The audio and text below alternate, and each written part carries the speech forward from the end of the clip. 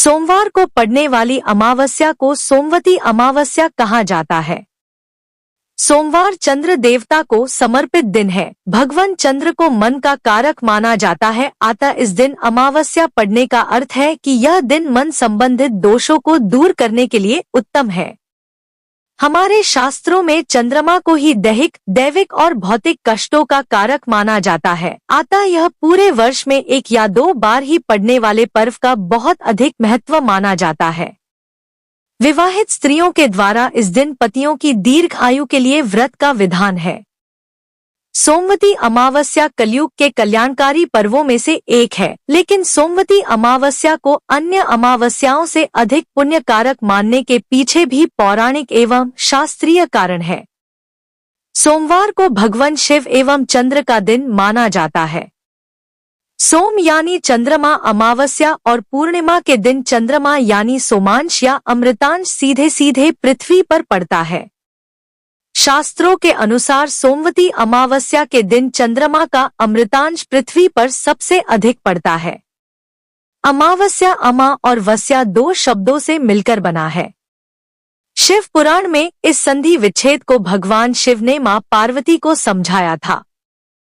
क्योंकि सोम को अमृत भी कहा जाता है, अमा का अर्थ है एकत्रित करना और वास को वस्या कहा गया है, यानी जिसमें सभी वास करते हो वह अति पवित्र अमावस्या कहलाती है। यह भी कहा जाता है कि सोमवती अमावस्या में भक्तों को अमृत की प्राप्ति होती है। निर्णय सिंधु व्यास के वचनानुसार इस दिन मौन रहकर स्नान ध्यान करने से सहस्त्र गौ दान का पुण्य मिलता है। शास्त्रों के अनुसार पीपल की परिक्रमा करने से, सेवा पूजा करने से, पीपल की छाया से स्पर्श करने से समस्त पापों का नाश, अक्षय लक्ष्मी की प्राप्ति होती है व आयु में वृद्धि होती है।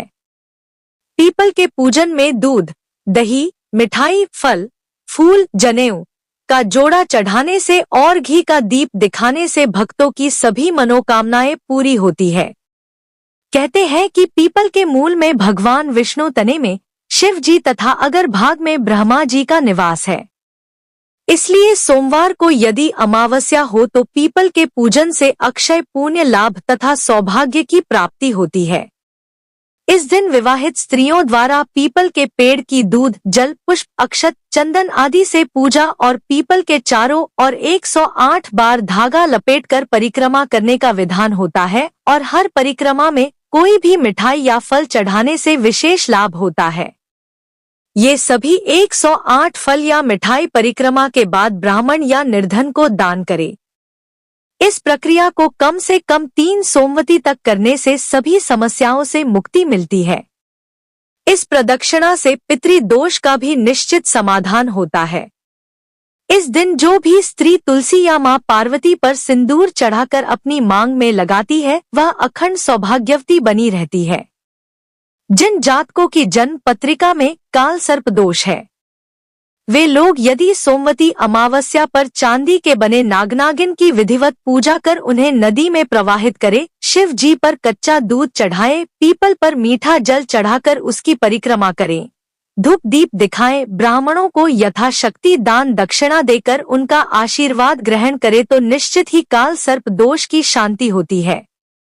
इस दिन जो लोग व्यवसाय में परेशानी उठा रहे हैं वे पीपल के नीचे तिल के तेल का दिया जलाकर नमो भगवते वासुदेवाय मंत्र का कम से कम 5 माला जप करे तो व्यवसाय में आ रही दिक्कतें समाप्त होती है।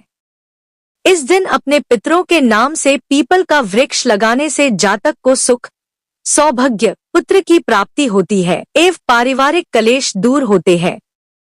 इस दिन पवित्र नदियों में स्नान, ब्राह्मण भोज, गोदान, अन्नदान, वस्त्र, स्वर्ण आदि दान का विशेष महत्व माना गया है। इस दिन गंगा स्नान का भी विशिष्ट महत्व है। मां गंगा या किसी पवित्र सरोवर में स्नान कर शिव पार्वती एवं तुलसी की विधिवत पूजा करें। भगवान शिव पर बेलपत्र, बेलफल, मेवा, मिठाई, जनेऊ का जोड़ा आदि चढ़ाकर नमः शिवाय की 11 माला करने से असाध्य कष्टों में भी कमी आती है। प्रातः काल शिव मंदिर में 1.25 किलो साबुत चावल दान करे।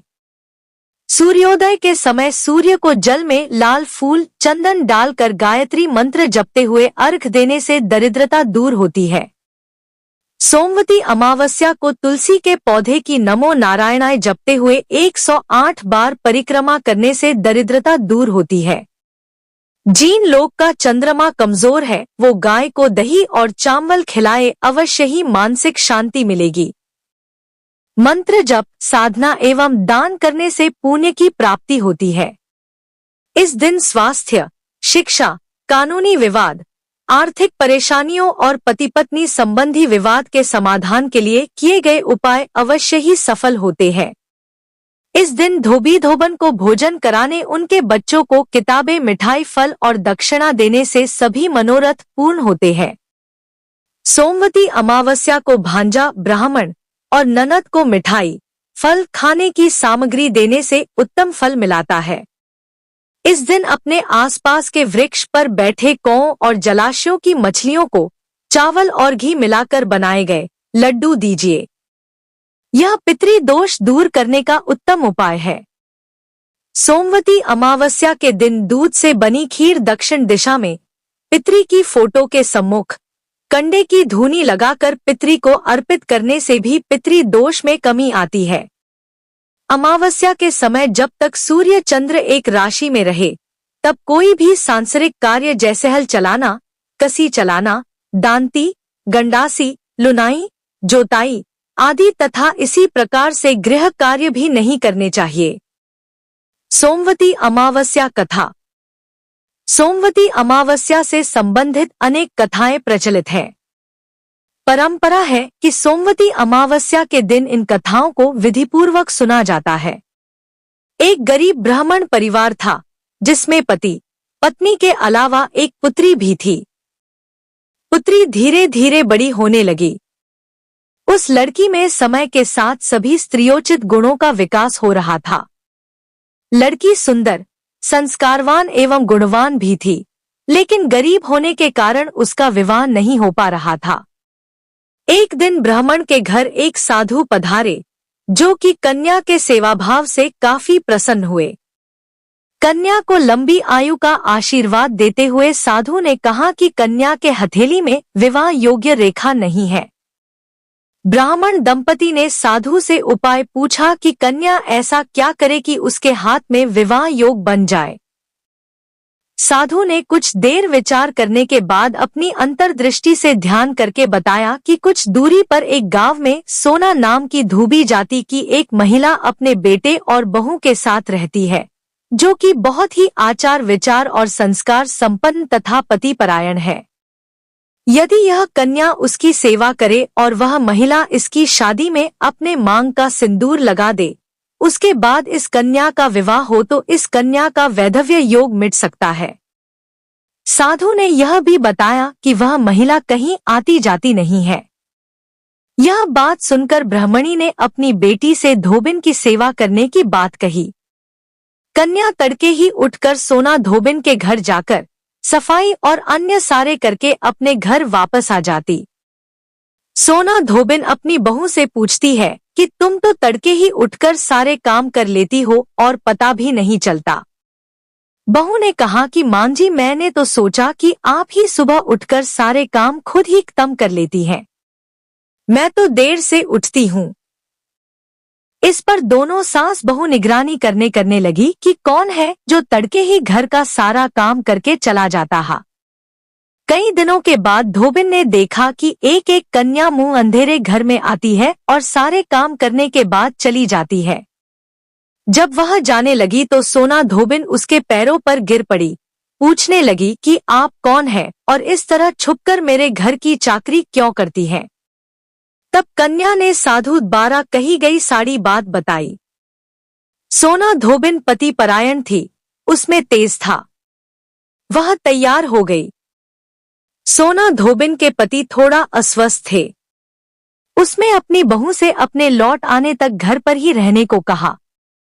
सोना धोबिन ने जैसे ही अपने मांग का सिंदूर कन्या की मांग में लगाया, उसके पति गया। उसे इस बात का पता चल गया। वह घर से निराजल ही चली थी, यह सोचकर कि रास्ते में कहीं पीपल का पेड़ मिलेगा तो उसे भंवरी देकर और उसकी परिक्रमा करके ही जल ग्रहण करेगी।